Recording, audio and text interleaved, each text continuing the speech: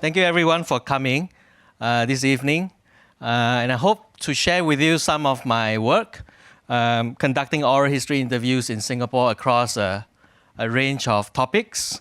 And also to talk about some of the challenges I faced and the implications that they have for understanding history, Singapore memory, and Singapore heritage. I think I'm going to start with I'll be playing some clips from my interviews, and some of them are a bit difficult to listen to and hear, partly sometimes because of the sound quality, partly sometimes they are in a different language from what you know. But I have included some text so that you can also read on a screen. So this, the first clip I'm going to play is from my first interview, really. I'll play it, and you can read it or listen to it at the same time if you can. What do you mix around with? My life is a worker. I'm very happy. I become a senior nursing aide. I'm in charge of the nurses, the nursing aide, the maid side. I do the rosters for them. I do round with the doctors. Sometimes the sister said, Dominic, you go down and doctor. I'm downstairs, not free. So I go down around with the doctor, and I see the patient, what the patient wants, what I told the doctor, what this man is complaining of this and that man is complaining this and that. The doctor will write in the case sheet, and I copy from the case sheet in the book. So I was writing it up, and I leave it on the table office for the nurse, the staff nurse, to do the necessary things. I worked until 4:30, 4 o'clock, so I went back to my quarters. In a program, I'm becoming more happier at that time. I never expected I to be in the support like this. Blindness before me, and the wound on the back is very bad. Of course, I could not see, I could not dress myself. Did you manage to follow? Yeah, okay, good. I think the sound system is not bad, so it's actually quite clear. So this was Joseph Tan, whom I interviewed in 2005. He was a former leprosy patient, and I was doing the research on history of leprosy in Singapore at the time. And that was like I said, my first oral history interview. I never had any prior training in doing oral history, and to interview someone who had leprosy and to talk about leprosy, that was quite an eye-opener for me, and it's not something you forget. Now, how do we understand or approach recollections like this? So I sort of bolded some of his interview. He said in the beginning he was very happy, right? And then, later on, I never thought I'll suffer like this, to be blind. He was blind. He was in a wheelchair. He had one of his legs amputated. Actually, it's here. Joseph Tan. He passed away a couple of years after I interviewed him. You can see there the white patch. That's his amputated leg. And he's basically staring at the ground. He's blind. He cannot see. And there's a lot of activity and noise around him, but essentially, he was sort of cut off from that. I'll explain this photograph a bit later. How do we understand oral history like this? It is important always to understand the historical and social context. And one of the most important aspects of the history of leprosy is to understand that there was a strong policy of segregation of leprosy patients from society. They were taken away from their homes and the community and placed in a hospital or in an asylum, or what we call a leprosarium. And they would not be released until they get well. For a long time before the antibiotics, they never got well, and many of them would die in the leprosarium. So that has a very strong influence on the history, the social history of leprosy that I was trying to do, which was not just a history of the drugs or history of the disease, or the history of the leprosarium, but also to understand the patient's experiences and perspectives. And it was interesting what Joseph Tan told me in the interview. There are many parts of it that I didn't include here. He said that when he first entered the leprosarium as a child, he was in school at the time, and then he was detected to have leprosy. They took him away to the leprosarium. He felt he was like a living death because he could see the adults, and the adults there, they didn't have any treatment. They got worse, and his fear was that he would become like them. So the early stages of his experience with leprosy, with being in a leprosy hospital, was a very traumatic one. And then, of course, it changed. He said he's very happy in Trafalgar because he became a nursing aide. He found a purpose as a nursing aide. But then it changed again in his later years when he got old and his physical and emotional state began to deteriorate. And he became blind. He lost one of his feet and then subsequently the other foot. So that was to show that oral history shows you this sort of changes over the course of a person's life, partly due to the history of the disease, but also partly due to personal age and personal health. The other thing I want to talk about is to kind of emphasize the noise in oral history. Oral history sometimes doesn't occur or is not recorded in high quality. And if you listen to that, you did listen to that interview, there was a lot of noise in the background, right? Because they were living in a home with other patients, and there was Chinese music playing in the background. And because this was a home and not a personal home, I couldn't ask them to turn the music off. So, there's always noise there to contend with. And I mean this noise, not just the actual noise, but also the noise that happens in any oral history interview. In any oral history interview, there is the voice of the interviewee, but there's also noise, which always tries to distract you, to fight against the voice that we have got to be aware of. And the last point I want to make here is that this voice also happened in a certain moment in Singapore's history in 2005, when the home was relocated from the original, the SIRA home, the Singapore Leprosy Relief Association. They were moved from this home, which was kind of nice, and they have lived there for a long time. They had their own rooms. They felt the environment was very positive. It was like a kampung kind of environment, and they knew how to get around. Many of them had physical disabilities, but they knew where the toilet was, right? In fact, the first time I talked to Joseph Tan, he was shouting for someone to take him to the toilet. The toilet was just like a few meters away, but he didn't know how to get there because they had moved to. So this was the day of the move. And this was my second week with them. So I was kind of fortunate to start my oral history research with the time that they were being moved to a new hospital. And they are all in front. You can see that they are wearing a uniform, sort of a patient's uniform. And it's sort of a colorful beach-like uniform. And behind them are the staff of the hospital, the SIRA home, as well as some of the volunteers who were working with the patients. And they moved here. They moved to this hospital complex, which is really a hospital, a multi-story hospital, a very different living environment, and many of them hated it. You can see on the right that they are no longer have their own rooms. They are staying with each other in common wards. So even the couples, the married couples, did not have their own rooms for a very, very long time. So in this kind of environment, Joseph Tan couldn't get to the toilet, and this relocation had a big impact on the way that they would think about their history and their memories. I'll play another clip which really shows and highlights the problems that they had moving to this new home. This is in Hokkien. How many of you know Hokkien? Not everybody.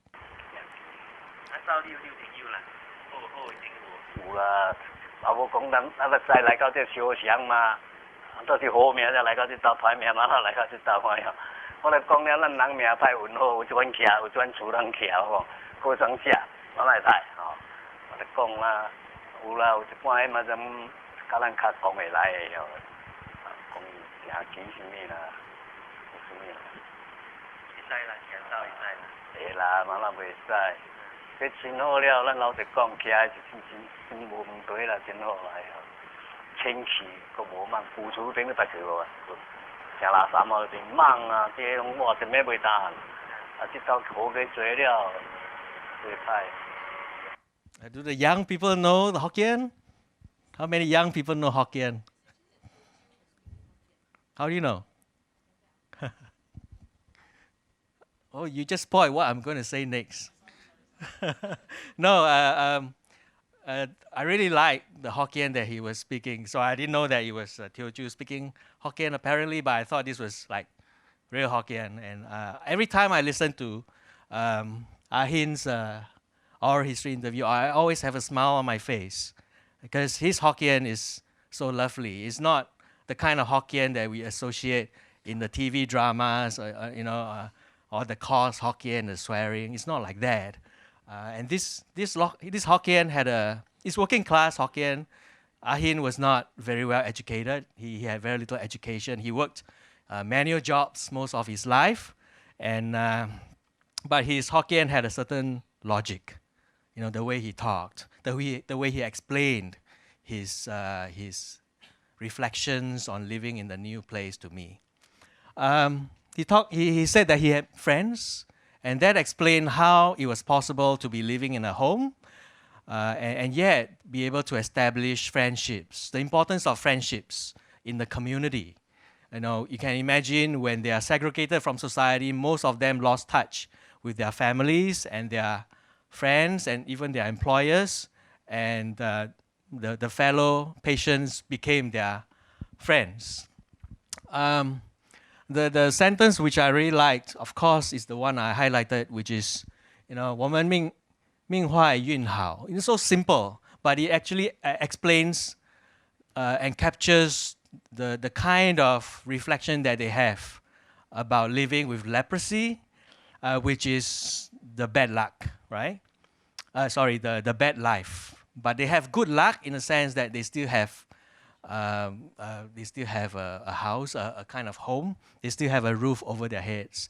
And so this is where I think Singaporean oral history is very remarkable, because someone like Ahin, who is not educated, who is a working class person, Hokkien speaker, can actually reconcile two perspectives. The perspectives of the hospital, the ministry that put them there, and also which was a very poor environment for them to live in. Yet they are able to reconcile this with their position in their lives.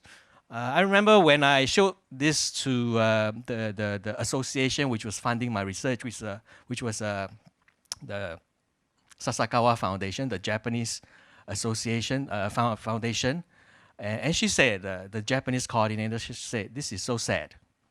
So I don't know. Do you think this is sad to say our lives are bad, our luck is good? I didn't feel it was sad at the time, but I also could see where someone looking at this would feel that it's so sad that they would accept living in the new Sira home, living in a hospital where they have no privacy. I just want to step back now and sort of give you some background about oral history. If you have come to the previous talks, I think the archives has organized a couple of oral history talks before me, and this might have been covered. Oral history, the modern oral history, what I call the oral history that I follow, is relatively recent. It sort of emerged after the Second World War because of two factors. One is that thing over there, the portable voice recorder, which is now not completely replaced, but often replaced by the smartphone, which can also record, and it's also portable. So that was important. That was the technological side of oral history. For me, the more important side of oral history is the emergence of various kinds of histories after the Second World War in the US and in the 60s and 70s in Britain, what we call history from below, people's history, social history, the new left history, the history of the marginalized classes, women, minorities, and any group, social group, which had no voice in history. All right, and this was a big impetus for the writing of oral history. So two things combined, and they are still important and influential today. There have always been two main issues or two sides to oral history. What is the role of oral history? What is the advantage of oral history? On the one hand, oral history contains arguably the voice of the past, as Paul Thompson called it. It is the voice of the people who live in the past, which is very rare for history, because in history we usually don't get to hear any voice. Most of the people in history are dead, and therefore we are not able to hear their voices. We only see them through another medium, such as documents. There's always been problems with this view.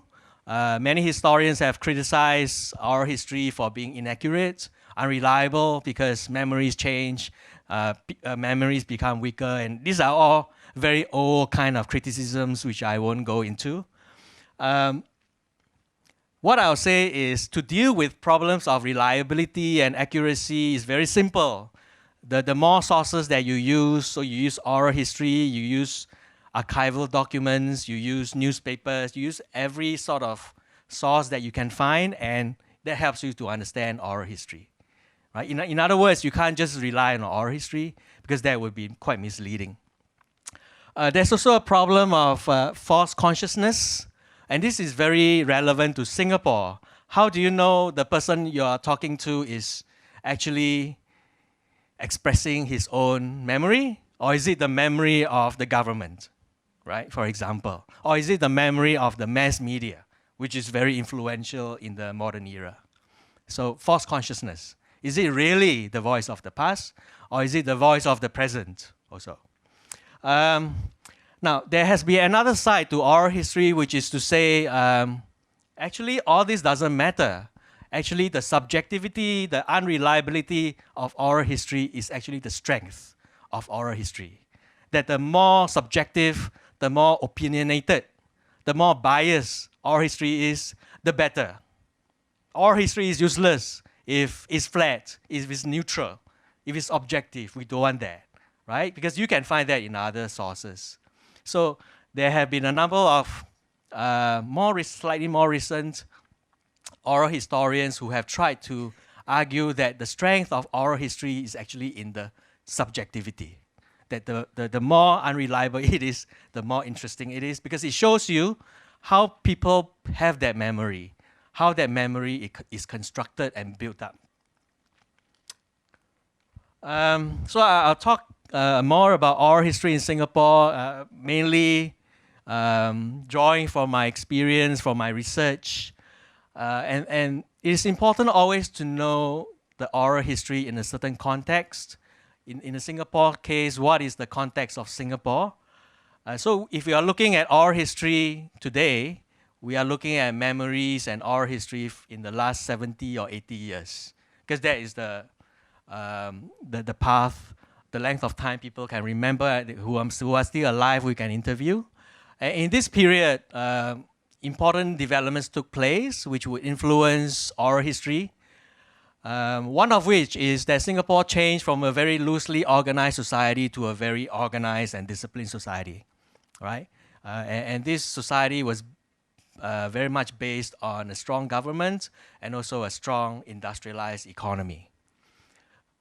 So some of my research, I found that oral history in Singapore is still very useful to show us the people's experience of certain major developments in this time, giving insights into people's experiences, for example, of leprosy, for example, the history of the kampungs and the fires, from the perspective of the people who lived there and who were burnt out of their homes, how people became workers. This is something I think historians have not really studied, the process in which people who live in kampungs and were sort of casual workers or part-time workers became the full-time workers, the very disciplined workers that we have today.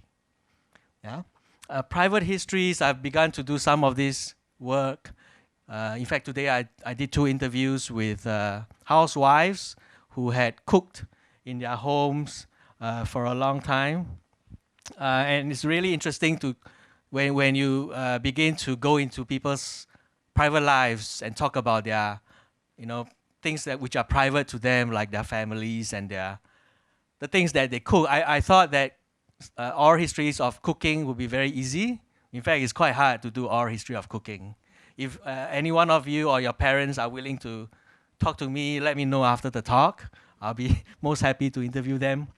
Also, I found in oral history, what is important is to unearth certain theaters of memory, which are places that people remember very vividly long after those places are demolished or redeveloped. For example, kampungs, HDB flats, is 20 years ago, it's unimaginable that people would be anxious about redevelopment or en bloc of HDB flats. I mean, who care about HDB flats, right? But today, HDB flats are becoming very valuable in memory and heritage. Factories, hospitals, schools, how many of you are very close, find the schools are very close to your heart? What school? Okay, elite school. Not at the time? Was there ever a time when Raffles School was not elite? But I mean, for me also, primary schools are very close to my heart. And anyone finds junior colleges close to your heart? Junior college? Junior college. Thank you.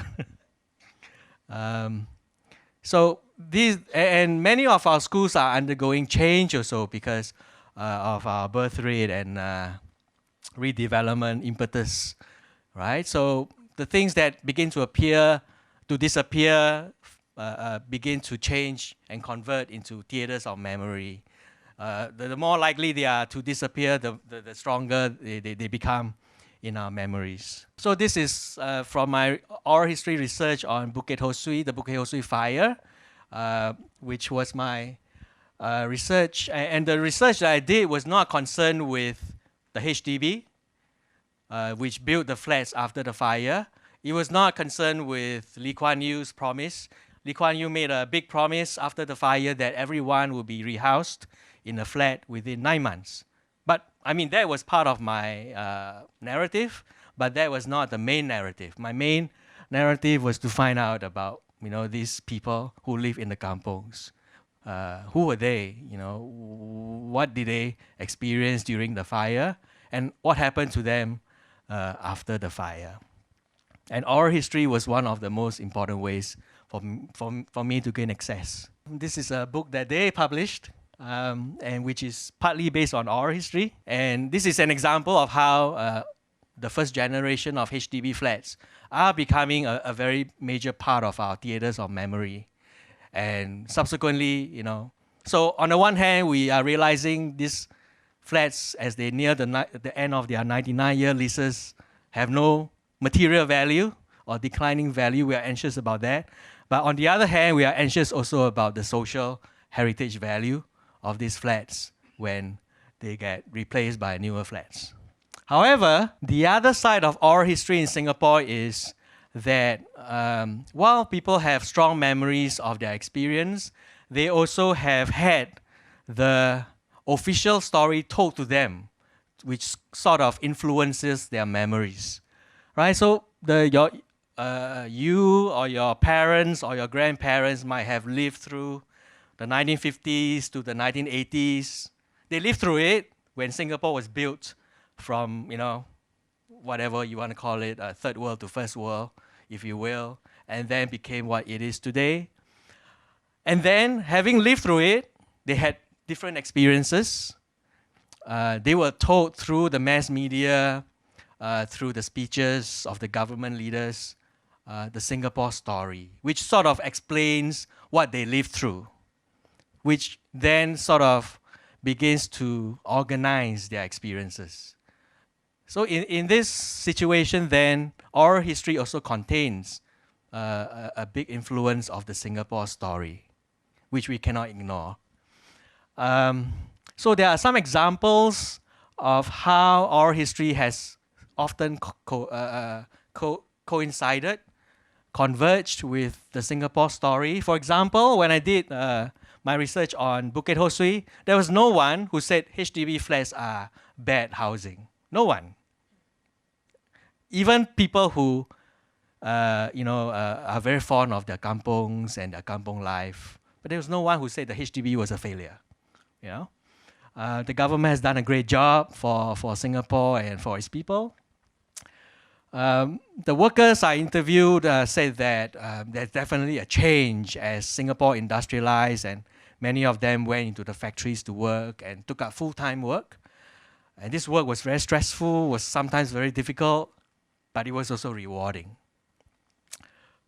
And one of the most interesting things I found was that the people who had different experiences during those years somehow did not blame their experiences or did not attribute their experiences to the government or the economic system, but they blame it on themselves. They took the blame for their own failures or negative experiences, or they blame that it was their luck, it was their fate, that they didn't succeed. So I thought that was really interesting to show how the Singapore story can explain in their minds what happened in their lives. So I'll talk about an example, which is always the number one question on the Bukit Ho Swee Fire, which is how the fire started, right? You know, when I started the research, I had no idea about this question at all, that among the older generation, this was quite a burning issue. Then later I found out. Before I started my research, I was in Australia and I was reading the literature. You know, the Bukit Ho Swee Fire is not the only big fire in world history, right? There have been always big fires. And it's always interesting to look at like the London fire or the Chicago fire or even the fire in New York in the Triangle Factory. What are the causes of this fire? Because these causes, the analysis of these causes always show you something interesting about the historical period. So I thought, okay, I asked the same thing about the Bukit Ho Swee Fire, how the fire started. And then, of course, I came across that there were a lot of rumors that the fire was started by the government to get rid of the kampung so that they could build the HDB flats over the kampung. But I decided to persist with the research and try to find out more, because in the scholarly literature also, rumors, although today rumors might be considered fake news, so it might be a bit dangerous to talk about rumors today, to spread rumors. But rumors also, from an academic standpoint, rumors tell you a lot about a certain issue, right? Why would these rumors emerge? Why would they circulate? You know, when rumors circulate, it means that there are lots of people who believe in the rumors. That the belief is not an accident or a coincidence, but there are historical reasons to explain the existence and the circulation of the rumors. All right, so the rumors tell us a lot about the people. They tell us a lot about the relationship between the people and the subject of the rumors. So in the case of the Bukit Ho Swee Fire, there were some interesting questions as why were there rumors? Why wasn't a more straightforward explanation accepted? Why people believe in the rumors at the time? And very interestingly, why people claim to no longer believe in the rumors today. So I'll play another clip.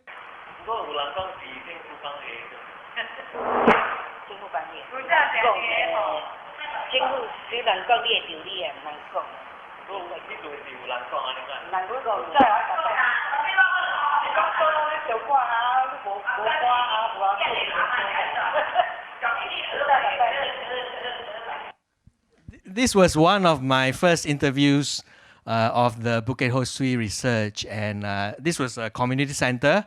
I was intruding into a group of women who were having their dancing lessons. And initially I had quite a good rapport with them. I managed to talk to them. And then when I asked them this question, I made a rookie mistake, right? Which is to ask them quickly how the fires. I asked them, some people say the government set the fire. I should not have said that at the beginning, But I was new at the time. I made a mistake.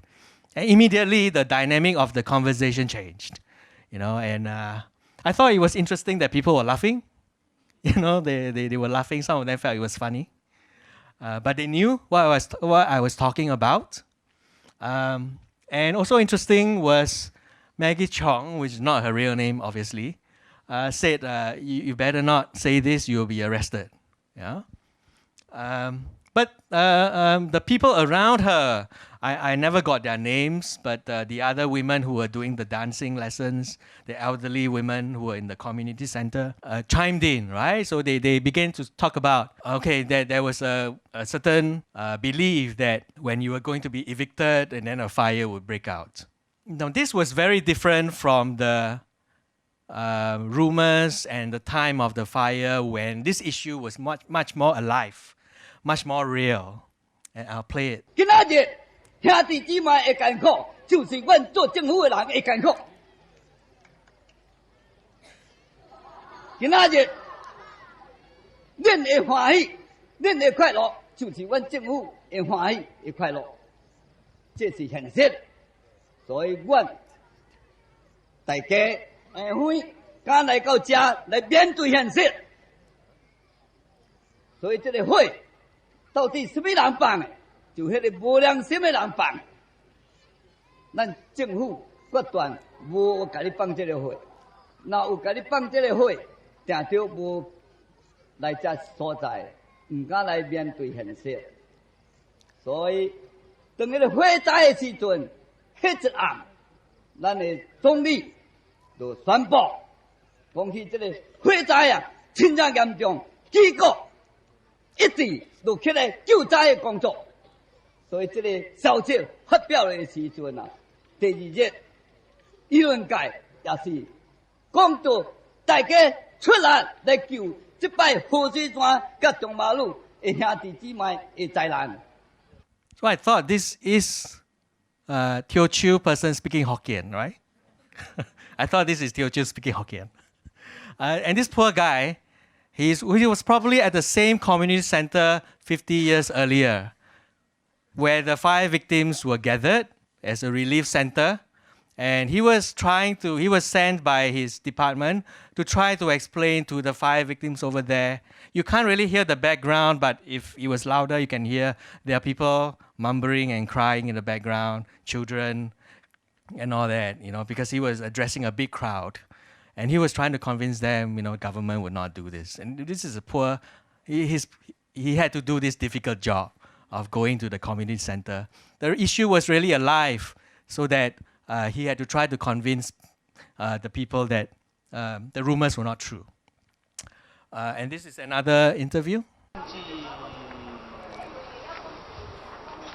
根据我，这个火是从庄茂路那边烧起，所以那边这些朋友来讲呢，他们讲是说。 起火的是一个卖包的，卖包的，起火，他卖包，他从他家那边起，不过那个火什么开始是不知道了，我是觉得奇怪，这个华文报他有说，有人看到有人中这个火了。 不过呢，这个华文报没有一个始终的报告，说这个警察的或者政府的侦查呢，结果是什么？对这个问题有时候很难，有时候很难呐。这个是一个，因为你是知道的，你这些东西你要有真有据，你才能够讲。你没有真有据，你比如说就是给你看到来讲话的，你没有证据，你讲出来也是不对的。那新加坡是法律社会，它是有证据的。所除非你当场看到抓到这个东西 ，OK， 你就是一个证据。如果你没有，你怎么想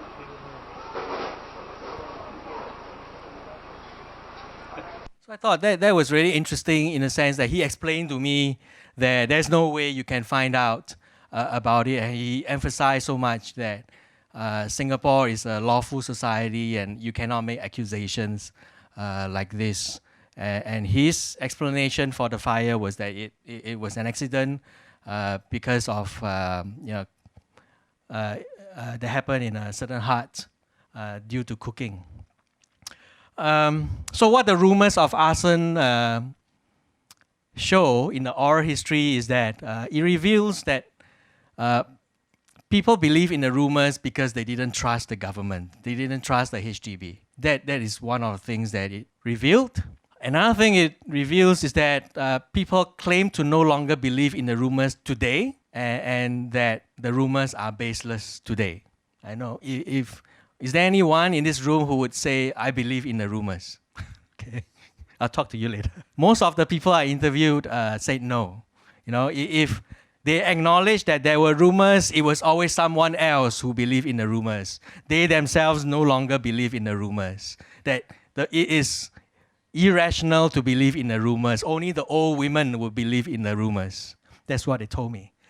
But I also felt that there was still a culture of belief. What they were not willing to tell me, it is quite obvious that some of them might have believed, or might still continue to believe, but they would not tell it to me. But they would talk about the matter among themselves, whether it's in the coffee shops, you know, on social media, in the forums. I found some discussions on the forum, and maybe in their own homes. What is the value of Singaporean oral history? I'll make some general comments. So in Singapore, there is oral history, and oral history is useful, but the oral history is also limited by a certain fear. Singaporeans have to struggle among themselves to speak on sensitive matters. So they are happy to talk to you about kampungs and how people in the kampungs are very friendly. But if they talk about how the kampungs burned down, then they become a lot more suspicious. Yeah? So oral history is not completely autonomous in Singapore, but oral history is often influenced and circumscribed by state narratives, by the Singapore story. There's a tension between personal and national memories, between social and state memories. And this is true even among the senior civil servants. If you try to interview senior civil servants, you may find that they are not willing to talk a lot about their work, even though they can contribute a lot to oral history. Yet I'll say that this is what makes Singaporean oral history unique, because it contains this tension, this struggle. This is what makes oral history in Singapore special, what makes it worth studying. Oral history may therefore uncover new stories, but it also shows how our memories are constructed. What is the present of oral history? The National Archives has, I think, 40 years this year, has conducted oral history for 40 years and has amassed a great collection of oral history interviews of the nation. So it is undertaken, I would say, a challenging task of trying to capture the oral history and the memories of the nation, which is a very difficult thing to do. On the other hand, in recent years, we have seen that community groups have undertaken their own oral history projects, and this is very important and very encouraging to see. For example, there are oral history projects in Queenstown, Dakota, as I said, and Siglap. And there will be more of these projects in time to come as many of these estates face en bloc and redevelopment. So what I'll suggest is NAS and other government agencies, URA, other agencies should support and engage these community projects. So this is the very nice collaboration between the residents of Bukit Ho Swee and the art group Drama Box. A few years ago, worked with the residents and the ex-fire victims to reenact the story of Bukit Ho Swee. And here in the middle is Tea Chuan, who talked about Singapore is ruled by law. But he was a very good interviewee, I must say, and I really learned a lot from his interview. He had a good memory, and he had lots to say about the kampung before the fire. He was very honest in most matters. This is a group tour in Queenstown, which is one of the areas where these community heritage projects and oral history projects is undergoing. And a lot of these tours are drawing upon memory and also trying to find memories. This is my interview with Madam Nosia, who worked in one of the flatter factories in Commonwealth. And she was showing me, she was sitting in front of this machine and working on this machine in this flatter factory. What's the future of Singaporean oral history? The Singapore Heritage Plan emphasizes a lot on the heritage of the people, that heritage is not something removed from our lives like a big monument, but heritage is something that is part of our lived experiences. So that's why the government has been emphasizing about food heritage and hawker heritage and so on. And oral history, I think, is a very important part of this conception of heritage, and therefore a very important basis of the Singapore Heritage Plan. Oral history also has a positive future in the schools. One of the main themes in the secondary school curriculum is to ask the students to think like historians. So history today in the schools is very different from what you may have learned about history years ago, from what I learned about history years ago. And oral history is a way for students, I think, to also learn about how oral historians work, how they interview people. Community history, I always say this, everyone can be a good oral historian. It's not that difficult. As I say, I never had any formal training. I don't think oral historians need to be trained. They should not be trained. Oral historians should go in with their curiosity. They should go in with some basic research on the background of the topic, but essentially anyone can be an oral historian.